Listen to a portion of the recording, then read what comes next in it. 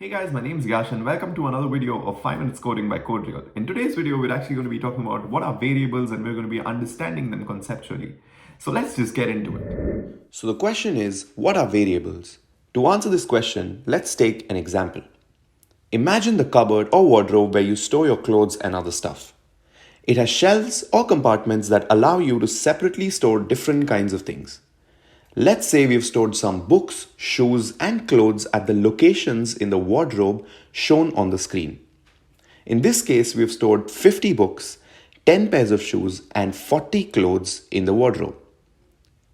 Observe that we have stored all of these things by naming the location of where it is stored in the wardrobe such that each location is given a name and a value. For example, the location books has 50 books stored as a value. Just like this, a computer's memory has many small storage locations that can be given names and some data or information can be stored in them. These memory locations are called variables. Finally, a variable is defined as a named memory location, well, because it is a memory location that has a name, that stores some kind of data that can be used or modified in the future. That's it for this one.